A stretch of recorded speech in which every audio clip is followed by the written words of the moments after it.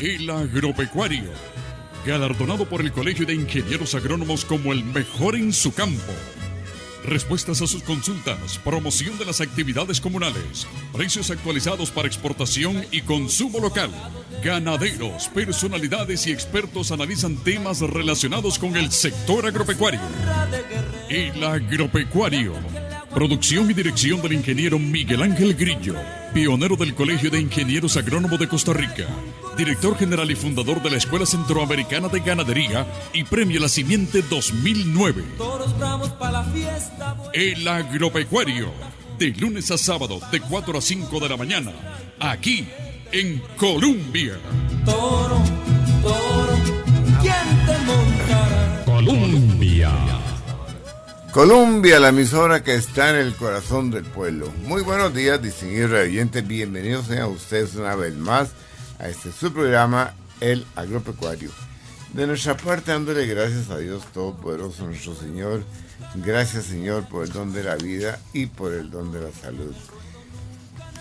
Amigos, sean bienvenidos una vez más a este su programa, El Agropecuario. Toda esta semana vamos a tener unas entrevistas sumamente interesantes. Pero le vamos a dar los muy buenos días al ingeniero Oscar Fonseca para que nos presente un ilustre visitante que tenemos en el día de hoy. Don Oscar, muy buenos días. Buenos días, Miguel. Buenos días, queridos oyentes. Un placer acompañarlos nuevamente en otro programa más del Agropecuario. En efecto, no solo esta semana estamos avisándoles de que vienen entrevistas muy interesantes, sino que inclusive creo que algunas de ellas, como creo que va a suceder con la que vamos a tener hoy, van a tener necesidad de tener una continuación, porque yo no creo que nos alcance para tratar toda la temática que tenemos para discutir, para analizar y para mejor ilustración de todos ustedes, queridos oyentes. Como lo vimos la semana pasada, hay un interés muy marcado de parte de todos los productores ganaderos de nuestro país con relación a que se les aclare un poquito el panorama de qué es lo que está sucediendo en el mercado, qué es lo que está sucediendo con los precios, cómo se está comportando el precio del ganado, por qué se está comportando de esa manera y que pueden esperar que por lo menos les permita pensar en algunas opciones, en algunas alternativas de cómo actuar ante una situación de tal incertidumbre que ahorita más bien lo que la gente tiene es una gran confusión. Y precisamente para mejor analizar esto, recuerden que la semana pasada tuvimos aquí a funcionarios de Corfoga, hablamos un poco de esto, pero a veces no es suficiente con tener la parte institucional. Hoy tenemos con nosotros la visita del doctor Alberto Pérez. Él es un estimado amigo nuestro desde hace muchísimos años, ¿verdad? Inclusive en el caso mío particular tuve la oportunidad de compartir con él un buen rato en Nicaragua. Y Alberto conoce muy bien la situación de Edwin, perdón, disculpe, ya ahora sí la metió, me atacó el alemán o quién sabe qué pasó, ¿verdad? Lo oiga usted. Edwin estuvo un buen rato por allá, aun cuando estaba con un organismo internacional, pues Edwin siempre ha estado muy vinculado con todos los sectores productivos. Conoce en su carácter, además de consultor, muy bien la estructura y el funcionamiento del mercado de la carne en Costa Rica en términos generales. No solamente estamos hablando de carne de bovino, sino de otras especies también. Edwin, vieras que pidiéndole 10,000 disculpas.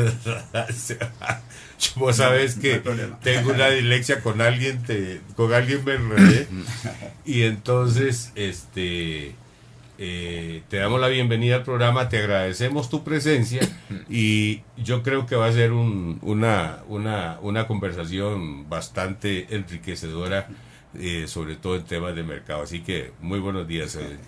Muchas gracias, buenos días, y quiero iniciar agradeciéndoles a don Miguel y a Oscar el haber pensado que en alguna medida puedo contribuir a mejorar la información que el sector tenga del tema cárnico. A la orden. Pues muy buenos días y bienvenido a este programa. Este programa se rige mucho y da cabida a todos los radioyentes que quieran manifestarse. Entonces, en relación al ganado, tema tan interesante que acá rato nos están llamando, vamos a darle lectura a una carta que nos está enviando don Manuel Emilio Vargas Ramírez, cédula 4-117860. Dice: don Miguel, quisiera hacerle llegar algunos correos que intercambiamos con mi persona y Corfoga. No comparto la opinión de Corfoga. El hecho de traer ganado gordo de Nicaragua no afecta el precio del ganado en Costa Rica. Repito, no comparto la opinión de Corfoga que el hecho de traer ganado gordo de Nicaragua no afecta el precio. Difiero de esto porque además sé de muy buena fuente que están entrando furgones con carne también. Esta situación ayuda a bajar más aún los precios en canal, además de que nosotros no podemos competir con Nicaragua en asuntos de salarios. Y entonces, él recibió un documento de Corfoga en el cual le indican que durante diferentes años pues se ha venido trayendo cantidades de unidades animales. Entonces dicen que en el 2012 entraron 1.884 animales. Todo eso procedente de Nicaragua. En el 2013, 5.301. En el 2014, 7.407. En el 2015, 3.986. Y hasta el momento, en el 2016, 6.900 cabezas. Y dice que también le contestan de Corfoga, que le dice: don Manuel, le juntamos el análisis que hemos desarrollado en Corfoga sobre la caída de precios. Parece ser un ajuste de un impulso de precios internacionales que vivió el país principalmente entre los años 2014 y 2015. Y después dice: con respecto a las importaciones, se van a traer alrededor de 17.000 animales anuales, lo cual representa un 5% de nuestra cosecha anual. De momento no hay indicios de que la importación de animales de Nicaragua esté generando una fuerte presión. Entonces llega el señor don Manuel Emilio Vargas, ya para concluir, y le dice: don Leonardo, le agradezco su pronta respuesta, pero con todo respeto, no comparto la opinión de ustedes que traer 17.000 reses de Nicaragua no vaya a afectar el pésimo precio de ganado para matarse en Costa Rica. ¿No le parece extraño que el ganado gordo tenga precios bajos y aún así el ganado de repasto mantenga un precio alto desde hace ya bastante tiempo? Este es un extracto de estas cartas que nos envía el señor que les indiqué a ustedes. Vamos a ver, don Manuel Emilio Vargas Ramírez y Corfoga. Y quisiera, ingeniero, escuchar, perdón, doctor, yo no estoy equivocando ahorita, estoy doctor, su opinión al respecto. Bueno, el tema de importaciones siempre ha sido sensible para nosotros los productores. Yo también tengo una finquita que manejo de ganado de carne. ¿Por qué? Porque obviamente el producto que entra, por supuesto, entra a competir con el ganado y la carne que se procesa localmente.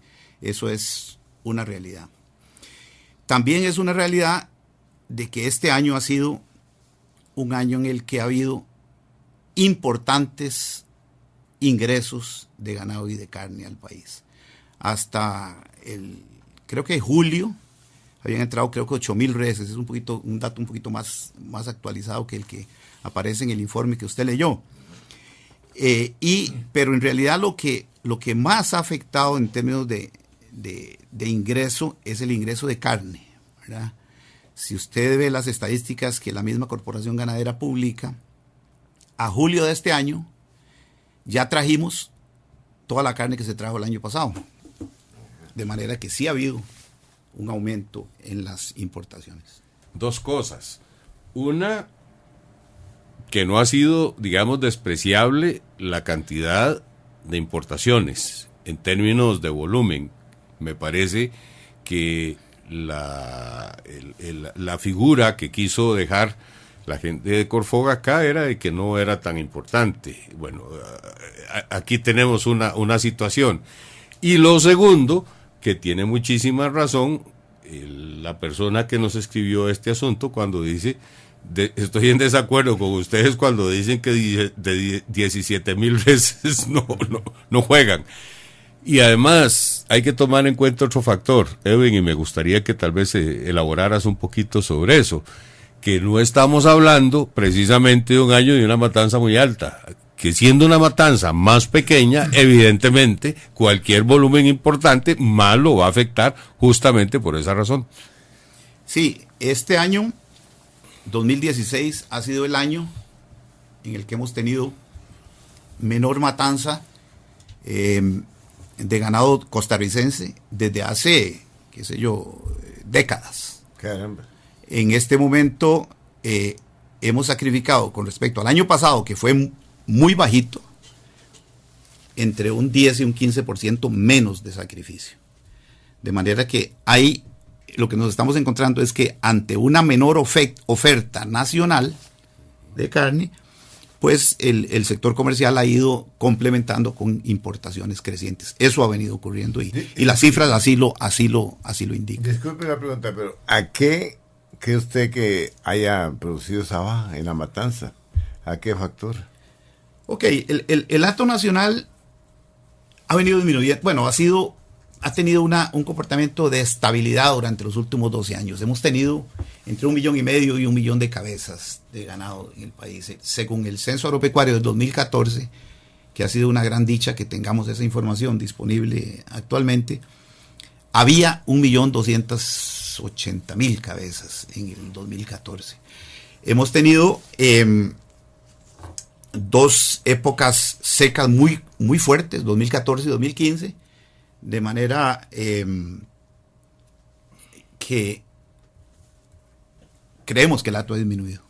De manera que el hato costarricense ha disminuido de tamaño, porque ante un hato, digamos que se había estabilizado desde 2000 hasta el 2012, entre 1,5 millones y 1,200,000 cabezas, y dos veranos, dos épocas secas muy fuertes, el productor tiende a sacrificar más animales simplemente porque no tiene comida para ellos. Entonces yo estimo que el hato nuestro ha disminuido de tamaño.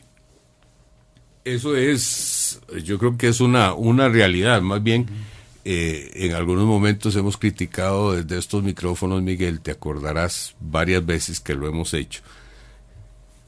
Una situación que nos parece un poco, a veces, yo no sé, absurda no, pero que es, ¿por qué razón cuando sabemos, creo que este periodo de precios buenos que se tuvo, se esperaba, se sabía que iba a durar varios años, etcétera, y por qué razón no nos preparamos adecuadamente para eso?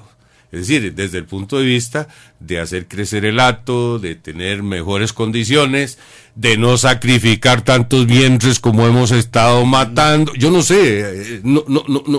Se supone que debería haber una política que fuera un poquito más integral. Por lo menos así lo pienso yo. No sé qué piensas vos, Edwin. Sí, la teoría indica que años de precios buenos hacen que el productor retenga vientres. Suena como un contrasentido. ¿Por qué no vendo yo cuando tengo precios buenos? Bueno, la razón es porque la vaca es la productora del ternero. Entonces, si yo tengo una perspectiva de buenos precios, quiero tener más terneros, entonces retengo las vacas. Eso ocurre en los países que tienen ganaderías de carne muy establecidas y que son sistemas especializados, ¿verdad? ¿Qué nos está pasando? Me parece a mí, nos está pasando es que aquí el hato de bovino se ha venido convirtiendo poco a poco, y en realidad las estadísticas así lo confirman, en un hato más de doble propósito y más de lechería y menos especializado en ganado de carne. Entonces, como que el productor no está respondiendo como un productor especializado de carne, sino que, suave, yo ordeño mis vaquitas, entonces mi vaquita, aunque el precio sea muy bueno, o si me le dio mastitis, o si la tengo que cambiar por un vientre nuevo, pues la mato, aun cuando estemos en épocas de precios buenos, épocas en las que deberíamos estar reteniendo hembras. Entonces el comportamiento del productor es un poquito difícil de explicar por ese hecho de que las hembras no se usan solo para producir carne, sino que también y de forma creciente se han venido ordeñando como una forma del productor de diversificar y de tener mayores ingresos. Yo voy a andar un poquito más en otro sentido. Se dice que el consumo por cápita ha bajado de 19 kilos más o menos a 13 kilos más o menos por persona. Entonces también llegamos de acuerdo en que el precio ha bajado. Ahora, si el precio ha bajado, ¿no sería lógico que entonces el precio del consumidor haya bajado y que haya más consumo de carne y no que estén comiendo solo 13 kilos, una suma bajísima? ¿Qué es lo que está pasando? Sí, esa es una queja general del sector productor. Si tenemos descenso en el precio al productor, debería ocurrir un descenso, digamos, en el precio al consumidor, de manera que el flujo del producto permitiera que vuelva a haber, digamos, dinámica en volver a precios más elevados cuando la demanda crece. Tenemos en este país un problemita ahí. ¿Quién supervisa que los precios de la carne del consumidor bajen cuando el precio baja y suban cuando el precio sube? ¿Funcionan en realidad estas leyes de la oferta y la demanda de igual manera para los productores que para los consumidores? Pareciera que no está ocurriendo en el país. Y eso es un problema que hace que toda la cadena no esté funcionando bien. Quiero recordarles a los oyentes de que cuando la Corporación Ganadera se creó como un organismo para promover un buen funcionamiento de la cadena cárnica. Y eso es lo que esperamos de la organización. He oído decir de que el ganadero lo más que obtiene por una res es un 43%. El resto que hay, intermediarios, carniceros, etcétera. ¿Concuerda usted con esto? Sí, hay muchos estudios que han hecho el intento de dividir la utilidad que se obtiene por el procesamiento del ganado hasta llegar al consumidor a través de los diferentes actores de la cadena. Hay, digamos que, una distribución de la utilidad que los productores consideramos que no es equitativa. No solo por los porcentajes, sino por el tiempo que se requiere. Qué sé yo, un productor dura 3 años para llevar su animal al mercado, mientras que el resto de los eslabones de la cadena en unos pocos días transforman ese esfuerzo de 3 años en una utilidad mucho más elevada. Ese ha sido uno de los aspectos que los productores hemos considerado que deben estudiarse cuando se tienen enfoques de cadena productiva para beneficio de todos los actores. Y quiero hacer una comparación muy rápida entre el sector cárnico bovino y el sector lechero. Consideramos que el sector lechero de Costa Rica ha tenido una historia de mucho mejor funcionamiento de su cadena productiva. Y entonces encontramos que en este país, en la cadena ganado lechero, leche, tenemos los productores que están en una buena situación económica, los consumidores con consumos per cápita de leche más altos que muchos países desarrollados, un negocio floreciente de beneficio para todos, desde el consumidor hasta el productor. En el negocio cárnico no estamos viviendo esa misma realidad. Ahora que mencionabas el tema de que hay problemas de funcionamiento de la cadena. Bueno, yo diría que lo más, para llamarlo de la manera más clara, es que es un mercado que no es transparente. Y al no ser transparente, me lleva a hablar de un tema ideológico. Perdone que haga el pequeñito paréntesis, pero quiero que inclusive escuchar tu opinión sobre esto. En todo este tema de cómo los importadores afectan los mercados de diferentes grupos de productos, sobre todo sensibles, siempre detrás de el argumento que subyace es de que el consumidor debe consumir productos más baratos y que por eso es más barato importarlo y viene todo ese cuento, ¿verdad? Pero resulta que cuando sucede que los dejas por la libre, y este es un buen ejemplo cuando estamos hablando de la carne, porque nadie está interviniendo en esto, entonces comienzan a aparecer los problemas y entonces resultan los contrasentidos de que eso, todo ese verborrea no es cierto al final de cuentas, porque véalo usted, no hay problemas para importar, no hay problemas para lo que sea, sin embargo los precios para el consumidor están altos. ¿A qué se deberá eso, Edwin? Sí, hay en el negocio cárnico hay actores muy grandes, ¿verdad? Que tienen mucho más poder que otros dentro del negocio. Y quiero ser bien franco en esto. No estoy hablando de ilegalidades, estoy hablando de operación de negocios, pero hay actores que son muy grandes y que tienden en economías tan pequeñas como las nuestras y tan desreguladas con regulaciones tampoco que tal vez existen en el papel pero que tampoco se aplican, ¿verdad? Pues hay actores dentro del sector que tienden a beneficiarse desmedidamente de estas aperturas. Bien, continuando con esta conversación con el doctor don Edwin Pérez, tenemos una pregunta para continuar ahondando en ese asunto. En ese negocio agrícola y pecuario siempre pues existen la gente que gusta aprovecharse de las circunstancias.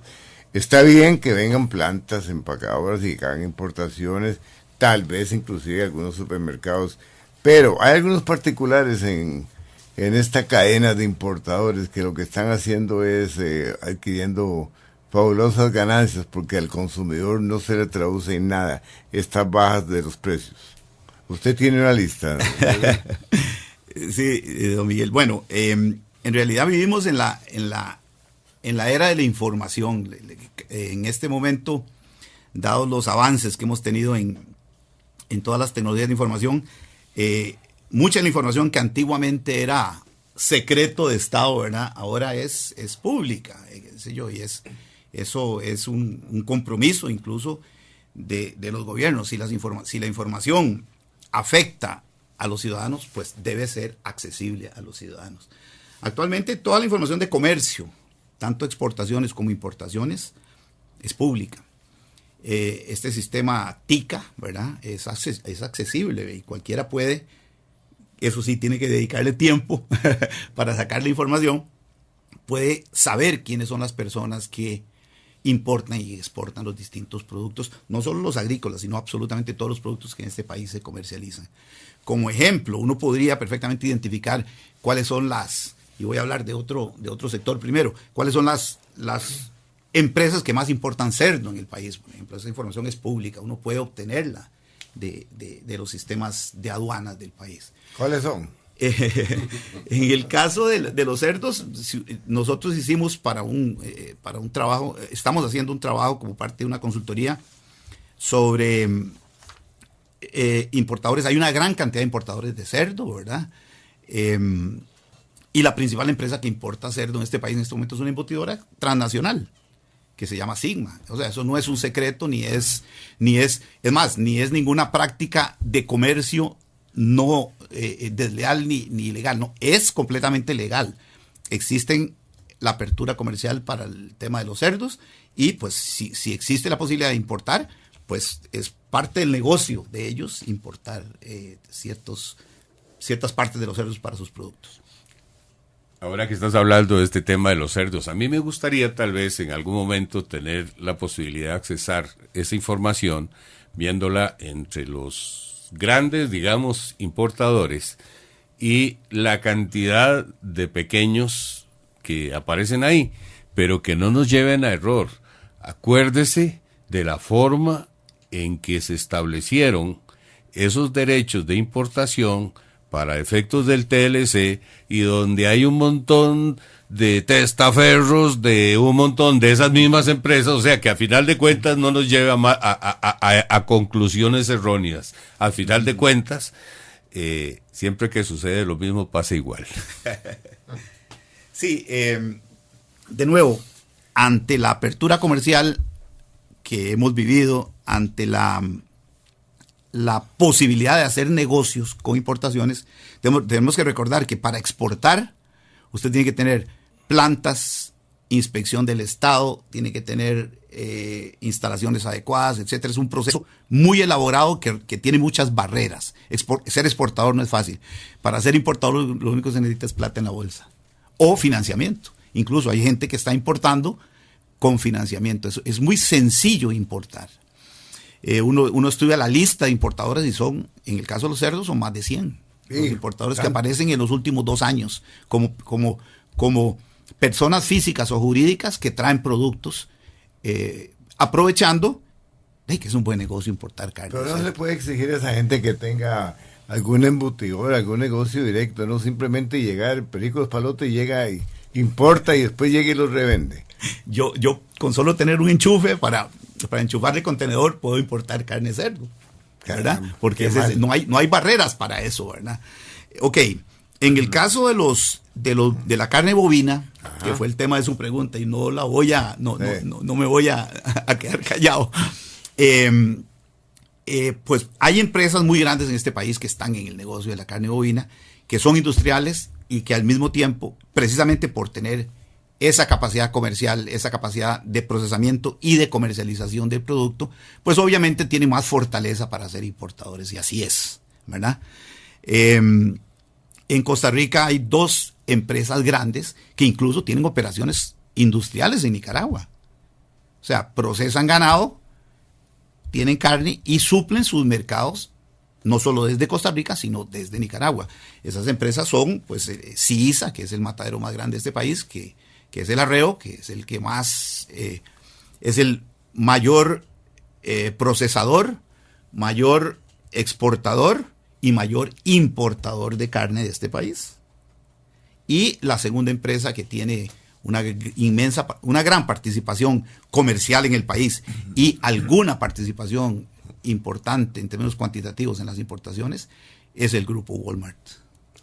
El grupo Walmart. Ahora, entre ellas 2 importan más del 70% de la carne que este país importa. Así es. O sea, esto no es una denuncia para los tribunales, ni mucho menos. Es un negocio que ellos, teniendo las fortalezas que tienen como empresas industrializadoras y comercializadoras, pueden hacer, ¿verdad? Ahora, Neu, siendo estas empresas tan grandes, tan poderosas, perfectamente pueden llegar y fijar el precio. Pagamos tanto y punto. Y ahí son los que pueden procesar más cantidad de carne o traer más cantidad de carne en Nicaragua. Nadie los puede frenar. ¿Hasta qué punto son los que fijan los precios de los canales? En cuanto al precio del canal para el productor, nosotros hemos tenido un buffer que nos ha ayudado bastante a los productores. Y ese buffer son las subastas. Pero con tanta variación que tienen las subastas. Lo que está ocurriendo es lo siguiente. Usted se sienta con una calculadora en una subasta y usted ve los precios del ganado en pie que se pagan en las subastas. Usted dice, pero ¿qué se hace este ganado? Porque estos precios están bastante por encima de lo que pagan las plantas. Ajá. ¿Qué es lo que está ocurriendo? Bueno, lo que está ocurriendo es que en las subastas participan una gran cantidad de pequeños actores que compran ganado, lo maquilan y lo venden en sus carnicerías o en sus supermercados pequeños, que nos ayudan en alguna medida a que este poder de compra que tienen estos grandes actores se diluya un poquito. Pero en el tema de la importación, usted tiene toda la razón, en el tema de la importación sí tienen un gran poder que podría traducirse en prácticas oligopólicas. Me parece que este es un tema del Ministerio de Economía, ¿verdad? Tenemos un Ministerio de Economía que le corresponde estudiar estas cosas. Yo no estoy diciendo que esté ocurriendo, simplemente estoy dando cifras que nos hacen pensar que podría estar ocurriendo y que merece análisis. Y que nos permiten de nuevo verificar definitivamente de manera vívida cómo se comportan estas situaciones de estos mercados de apertura, como ya lo hemos hablado. Ahora bien, vean ustedes, tenemos un contrasentido: precio bajo al productor, precio alto al consumidor. Ha venido disminuyendo el consumo de carne bovina. Además de estos problemas, de todas estas, digamos, de todas estas imperfecciones, para ponerle un nombre, en el mercado en el mercado de la carne bovina, pero también hay otros actores importantes, que es el caso de la carne cerdo, la carne pollo, porque ha venido de alguna manera convirtiéndose en un sucedáneo de la carne de bovino y la ha venido reemplazando. ¿Cómo ves este proceso, Edwin, y qué tan profundamente estas cosas se están dando y qué podíamos esperar? Bueno, sí, yo creo que usted mencionó el meollo del asunto. Cuando aquí se creó la Corporación Ganadera y los productores decidimos financiar ese esfuerzo, esto se hizo con el objetivo de que la cadena mejorara su operación. ¿Cómo se traduce eso? Bueno, que los ticos cada vez comen más carne. ¿Por qué? Porque es el producto que nosotros producimos, carne bovina, ¿verdad? Y ojalá que fuésemos cada vez más competitivos también en los mercados exportadores. O sea, más producto moviéndose hacia el consumidor de Costa Rica y del mundo, de manera que nuestro negocio en las fincas fuese cada vez más próspero. Bueno, eso no está ocurriendo. La Corporación Ganadera, que fue creada con ese objetivo, la cadena debe funcionar mejor. No puede decir que ha hecho que la cadena ha funcionado mejor en los últimos 14 años. Algo anda mal ahí. ¿Por qué? Nuestra pelea es con las carnes de competencia, con las fuentes de proteína de competencia para el ser humano. ¿Por qué? Porque nuestro quehacer es producir proteína de alta calidad. Ok, entonces, si en el 95, a partir de 1995, el consumidor costarricense empezó a comer más pollo que res, eso es una señal de alarma importante. Por eso se creó Corfoga en el 99, 98, 99. ¿Qué hacemos para poder seguir siendo competitivos?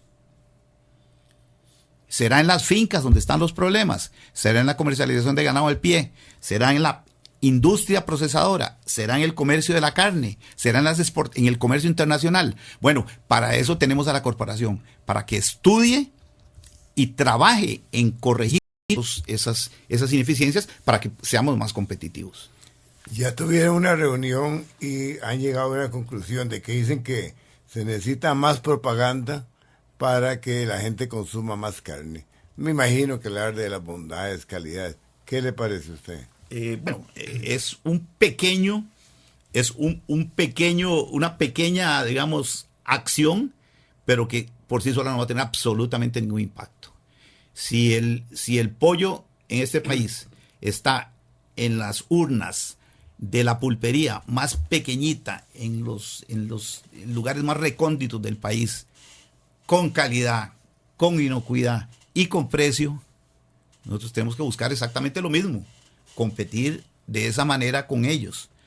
No podemos decir que es que el pollo nos ha ganado porque son un oligopolio o porque son unas transnacionales. No, aún siendo de costarricenses, la industria avícola nos ha enseñado muchas cosas a los productores de carne de res. Yo tengo una gran duda que francamente quiero que ustedes me la ayuden a ver por qué está ocurriendo. Acaba de salir un decreto de SENASA prohibiendo la importación de ganado repasto de Nicaragua. Se aduce que Nicaragua tiene la vaca loca. Me suena medio raro eso a mí. Ahora, No es eso, Miguel. No, entonces... No, es que el estatus de Nicaragua es diferente del de nosotros. Okay. Ellos todavía están manejando, digamos, con cierto riesgo, y entonces tienen que tener cierto tipo de manipulación para manejar los desechos y demás. Tienen que seguir un protocolo. A nosotros ya nos calificaron de mínimo riesgo, ¿verdad? Bueno, pero ¿es motivo ese suficiente para parar el ganado de repasto en Nicaragua? Que sí. Ahora, ¿no es motivo para parar la entrada de vacas para estarse aquí? Sí, el tema de las barreras no arancelarias es otro tema que se las trae, ¿verdad?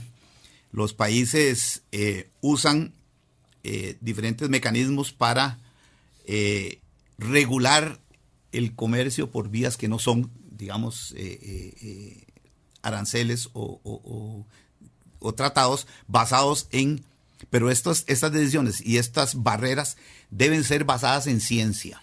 O sea, tienen que tener un sustento técnico, ¿verdad? Lo que ocurre con la enfermedad de las vacas locas es básicamente que debe garantizarse que los animales que se sacrifican no hayan consumido desechos que pudiesen transmitir la famosa enfermedad de las vacas locas, que es básicamente un prión, un pedazo de proteína que se forma cuando se procesan mal los desechos de fuentes de proteína de origen animal, básicamente harinas de mataderos. ¿Y cómo vamos a controlar que eso no esté ocurriendo en Nicaragua? Ese sería un modo también para parar, digo yo, la avenida de vacas de matanza aquí al país. Sí, eso se controla básicamente. Nicaragua tiene muy concentrada la matanza, mucho más que Costa Rica, ¿verdad? Tiene 4 plantas muy grandes y que funcionan con mucho más volumen que las nuestras. Y ellos, no sé si lo están haciendo, pero sus autoridades sanitarias deberían tener un muy buen control sobre qué se hacen esas harinas que se producen en esas 4 grandes plantas procesadoras de ganado.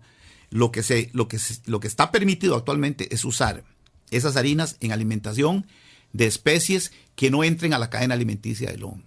En otras palabras, en mascotas. La harina de carne y hueso y la harina de hueso actualmente se usan, se destinan principalmente a la alimentación de mascotas. De hecho, Costa Rica importa harina de carne de Nicaragua para hacer alimentos para mascotas en algunas de sus plantas de concentrados. Para perros y gatos, alimentación para animales cuya carne no entra a la cadena alimenticia. O sea, no entra para que el hombre la consuma. No se puede usar harina de carne y hueso, tortabe, por cierto, el desecho de las plantas procesadoras de aves en alimentación de animales que van para la alimentación humana. Esa es la forma en la que está regulado actualmente esto. Esa carne no se podía usar tampoco para la alimentación del ganado porcino.